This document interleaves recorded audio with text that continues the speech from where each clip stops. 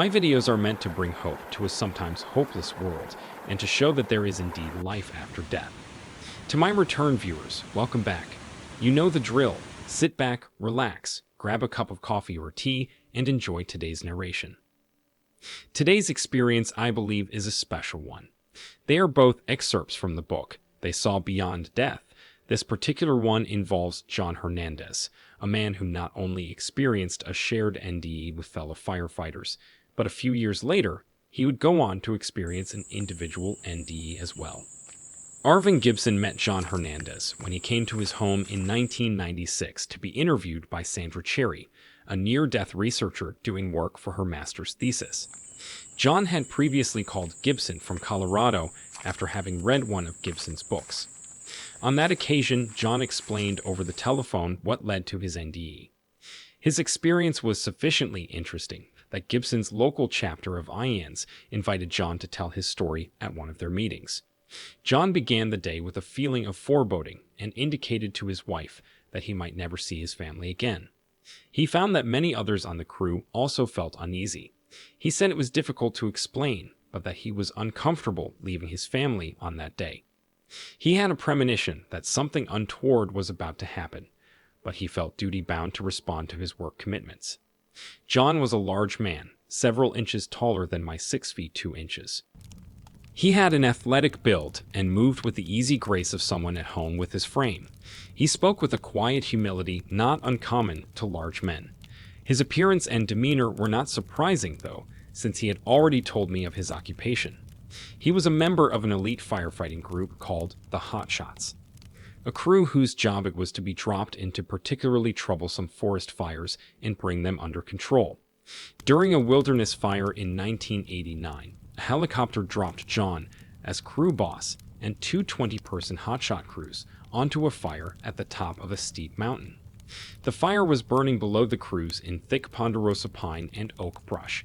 The wind was blowing the fire downhill away from the crews. The decision was made to try and construct a fire line downhill towards the existing fire with one crew and have the second crew follow, starting a backfire into the main blaze. Creating a fire line involved clearing a path 6 feet down to mineral soil by using power saws and other hand tools. The second 20-person crew, whose job it was to initiate the backfire, started lighting any unburned fuel in front of the newly constructed fire line. The fire they were lighting was supposed to burn ahead of them, with the wind down the slope toward the primary blaze, thus stopping the main fire from advancing any further. The slope of the hill the men and women were working on was about 40 degrees. They worked their way down the steep slope when, partway down, to their horror, the wind changed to an upward direction. The trees in front of the men and women traveling down the hill erupted into flames with explosive force. John explained how firefighters have a fire-resistant pack that is carried on their web gear. The pack includes an aluminum foil-type material that they can throw over themselves as they crouch to the ground in an emergency. These foils are only effective if the people can deploy the shelters after properly preparing the ground by reaching mineral soil with no residual flammable organic materials. The problem, in this case, was that the enormous winds caused by the inferno erupted all around them, and the immediacy of the crisis made the shelters useless. The panic-stricken crews started to try and go back up the trench trail they had built. Trees exploded and fire engulfed the immediate area, and oxygen feeding the conflagration was sucked from near the ground where the people struggled to breathe. One by one, the men and women fell to the earth, suffocating from lack of oxygen. They were reduced to crawling on their hands and knees while they attempted to get back up the hill to a safer area. Suddenly, John had the thought, "This is it. I am going to die." And with that thought in mind, he found himself looking down at his body, which was lying in a trench. The noise, heat, and confusion from the inferno surrounding them were gone, and John felt completely at peace. As he looked around, John saw other firefighters standing above their bodies in the air. One of his crew members had a defective foot, which he had been born with. As he came out of his body, John looked at him and said, "Look, Jose, your foot is straight." A bright light then appeared. John described the bright light in this manner, the fantastic light. It was brighter than the brightest light I had ever seen on Earth. It was brighter than the sun shining on a field of snow. Yet I could look at it, and it didn't hurt my eyes. The light parted, and John saw numerous people, many of whom were his deceased relatives, and pets were there along with members of his family. Standing in the light was John's deceased great-grandfather, who died when John was 9 years old. He appeared as an old man, so he could be easily recognized, then changed to look younger, about 30.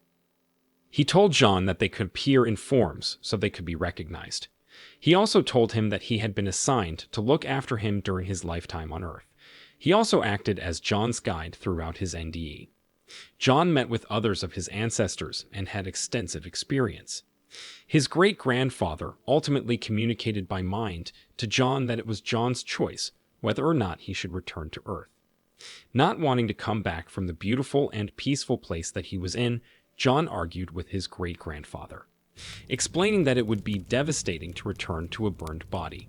John pled with his great-grandfather to remain. John said that all of this communication was by questions he would think of and have instantly answered in his mind.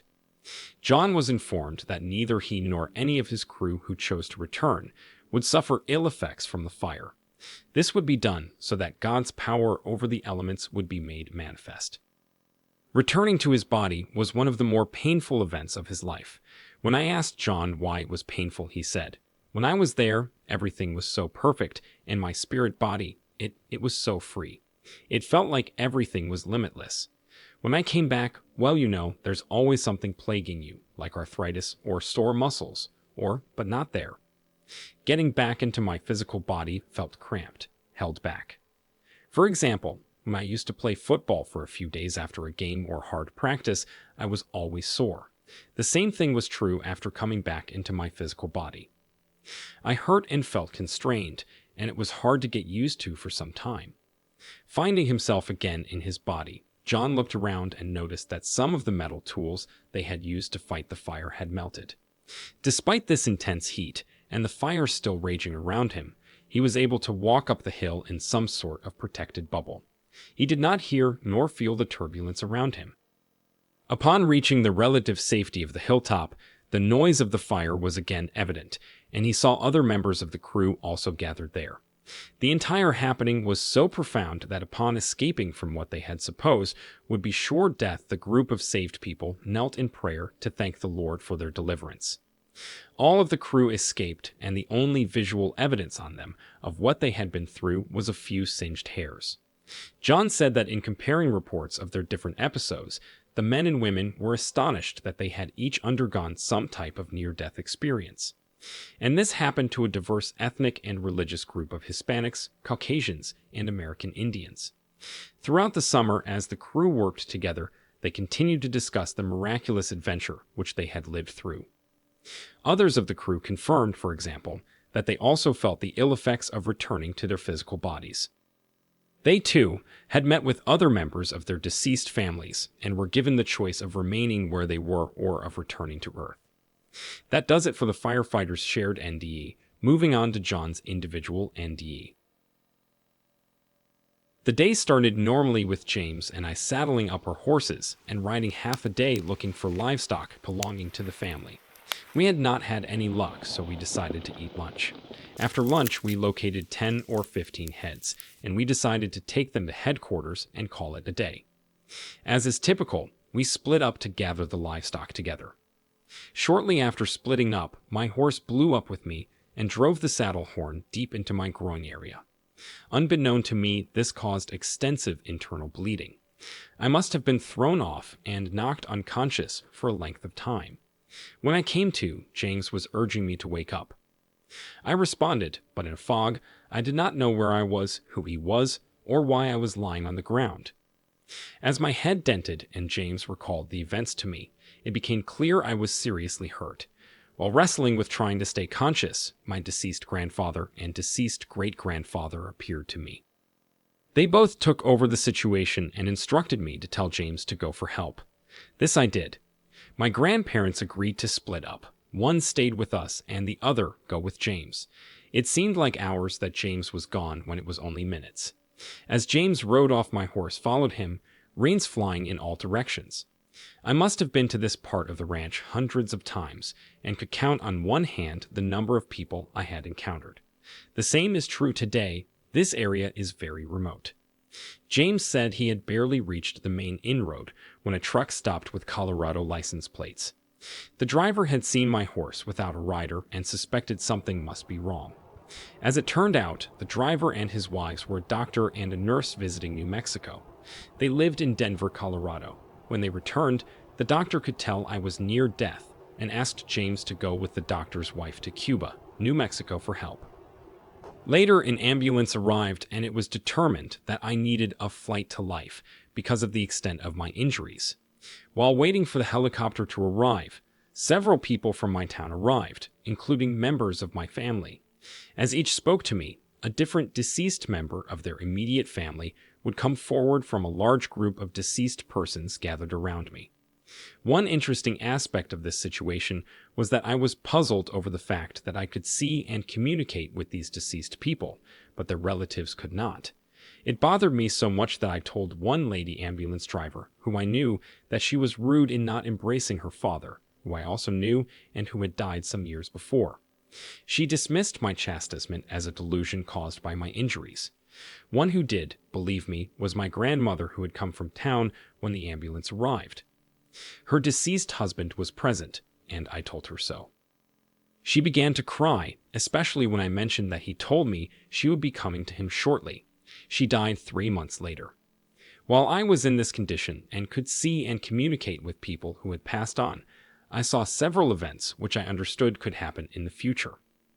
Some were distressing to me since they involved catastrophes about which I could do nothing.